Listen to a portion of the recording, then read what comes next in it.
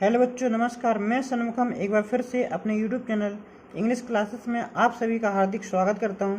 बच्चों, आज मैं आपको एडवर्ब, जिन्हें हिंदी में कहते हैं क्रिया विशेषण, इसके बारे में आपको बताऊंगा। तो आइए बच्चों देखते हैं एडवर्ब किन्हें कहते हैं। बच्चों, जो एडवर्ब है ये पार्ट ऑफ स्पीच का एक इम्पॉर्टेंट पार्ट है। तो आइए बच्चों देखते हैं डेफिनेशन के आधार पर एडवर्ब, जिसे हिंदी में कहते हैं क्रिया विशेषण, उस शब्द को कहते हैं जो किसी वर्ब, एडजेक्टिव या किसी अन्य एडवर्ब की क्रिया विशेषता बताता है। तो बच्चों, जो आपका एडवर्ब होगा वो या तो वर्ब या एडजेक्टिव और या फिर किसी अन्य एडवर्ब की विशेषता बताता है। एग्जाम्पल के तौर पर बच्चों देखें, सी वॉक्स स्लोली। सी वॉक्स, वह चलती है कैसे? स्लोली, धीरे धीरे। तो इस वाक्य में आपका स्लोली एडवर्ब है जो कि क्रिया की विशेषता बता रहा है, यानी कि वह चलती है कैसे? स्लोली, धीरे धीरे। नेक्स्ट सेंटेंस है, this is a very sweet Apple, कि यह एक बहुत मीठा सेव है। तो यहाँ पर आपका जो वेरी शब्द है ये आपका एडवर्ब है, और ये जो एडवर्ब है ये स्वीट एडजेक्टिव की विशेषता बता रहा है। थर्ड एग्जाम्पल है, आई एम क्वाइट वेल, मैं बिल्कुल ठीक हूँ।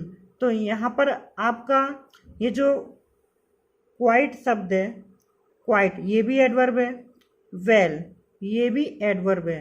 तो यहाँ पर आपने देखा इन तीनों सेंटेंसेस में कि जो स्लोली है ये वर्ब की विशेषता बता रहा है, और दूसरे सेंटेंस में स्वीट की विशेषता बताने वाला हमारा वेरी एडवर्ब है, और थर्ड ये जो आपका सेंटेंस है इसमें जो वेल है ये क्वाइट नामक एडवर्ब की अगर देखा जाए तो विशेषता बताता है। तो आइए बच्चों देखते हैं काइंड्स ऑफ एडवर्ब।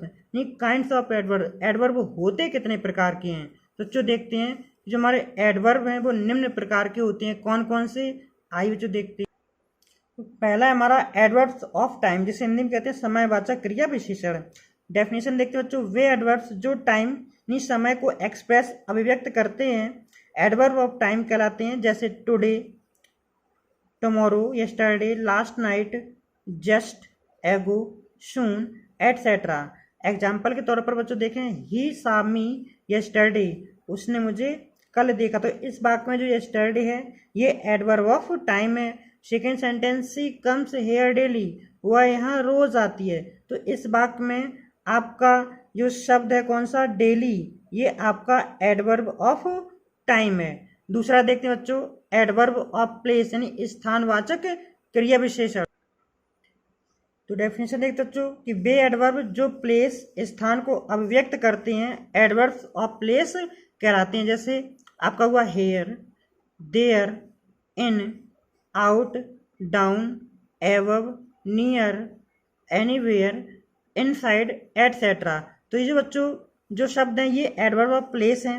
आइए एग्जाम्पल्स देखते बच्चों, ही वॉज सिटिंग हेयर। तो इस वाक्य में आपका जो हेयर है ये एडवर्ब ऑफ प्लेस को इंडिकेट करता है। दे वेंट एवरीवेयर, वे हर जगह गई। तो आपका ये जो एवरीवेयर है ये आपका एडवर्ब ऑफ प्लेस है। तो थर्ड बच्चों देखते हैं एडवर्ब ऑफ नंबर, जैसे हिंदी कहते हैं संख्यावाचक क्रिया विशेष। डेफिनेशन बच्चों देखते हैं, वे एडवर्ब जो किसी एक्शन यानी कार्य के होने की संख्या या बारंबारता को एक्सप्रेस यानी अभिव्यक्त करते हैं।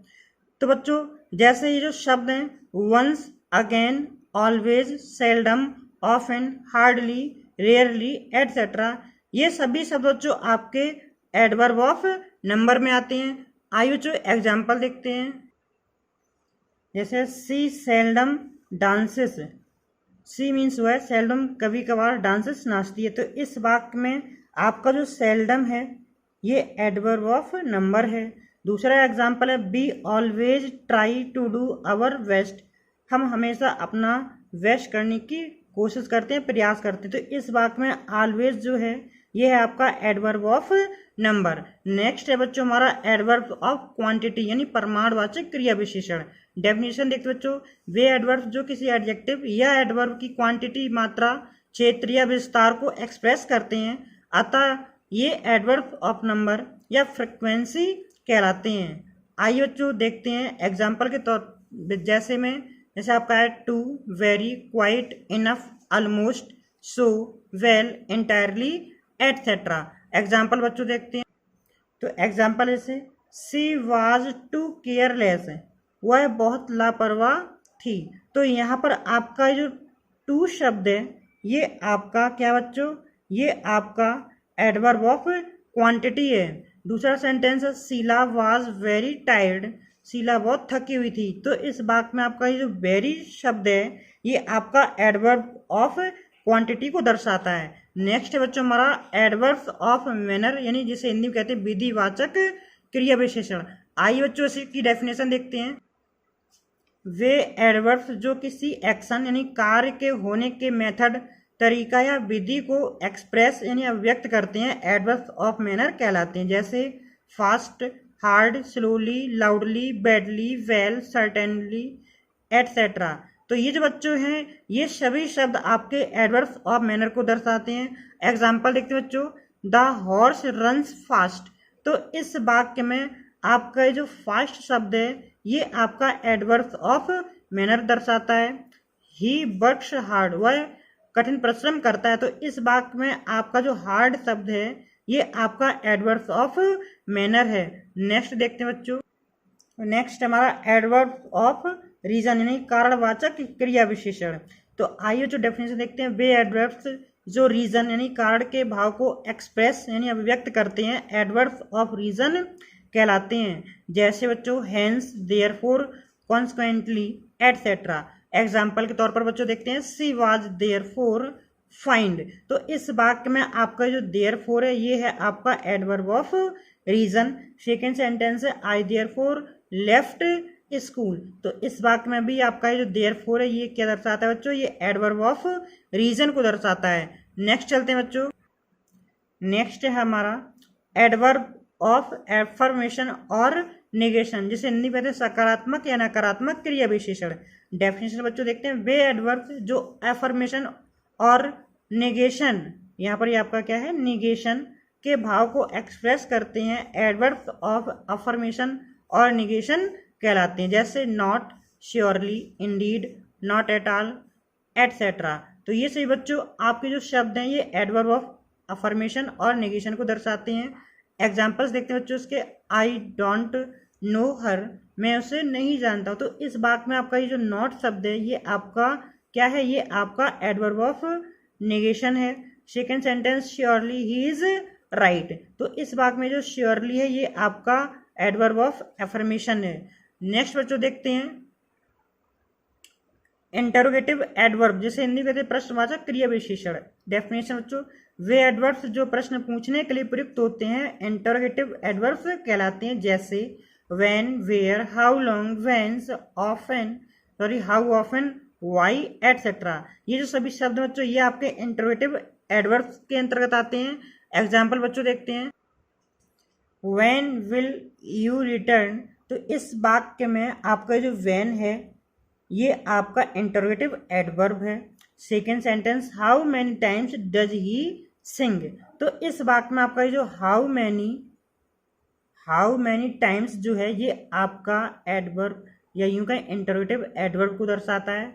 लास्ट है हमारा रिलेटिव एडवर्ब, जिसे हिंदी में कहते हैं संबंधवाचक क्रिया विशेषण। डेफिनेशन बच्चों देखते हैं। जब इंटरोगेटिव एडवर्ब का प्रयोग दो सेंटेंस को जोड़ने के लिए होता है तो वे रिलेटिव एडवर्ब्स कहलाते हैं। जैसे where, when, why, how. Examples बच्चों देखते हैं कि दिस इज द प्लेस। एक तो सेंटेंस आपका ये हुआ वेयर द किंग लिव्ड, राजा कहाँ रहता था। तो अगर हम देखें तो इन दोनों वाक्यों को आप वेयर शब्द आपका जोड़ रहा है, जैसे दिस इज द प्लेस, दूसरा द किंग लिव्ड। तो इन दोनों वाक्यों को वेयर नामक शब्द ये जो है ये आपका रिलेटिव एडवर्ब देख सकते हैं। दिस इज द प्लेस, ये वही स्थान है वेयर द किंग लिव्ड, जहाँ राजा रहता था। तो वेयर की जो जब कहाँ होगी तो आपका इंटरोगेटिव शब्द होता है, और अगर वेयर है तो ये आपका रिलेटिव एडवर्ब होगा, क्योंकि इनका प्रयोग रिलेटिव प्रोनाउन के रूप में भी किया जाता है। तो यहाँ पर जो वेयर है ये आपका रिलेटिव एडवर्ब के रूप में यूज हुआ है। दूसरा सेंटेंस है do you know when he will come. तो एक सेंटेंस आपका डू यू नो, दूसरा ही विल कम। तो इन दोनों वाक्यों की जो व्हेन नामक शब्द जोड़ रहा है तो ये हमारा क्या रिलेटिव एडवर्ब। तो बच्चों आपको ये वीडियो कैसा लगा? अगर आपको हमारा ये वीडियो अच्छा लगा हो तो प्लीज़ आप हमारे चैनल को लाइक और सब्सक्राइब करें, जिससे कि नेक्स्ट वीडियो की नोटिफिकेशन आपके पास तक पहुंच सके। मिलते हैं बच्चों नेक्स्ट वीडियो में, तब तक के लिए धन्यवाद।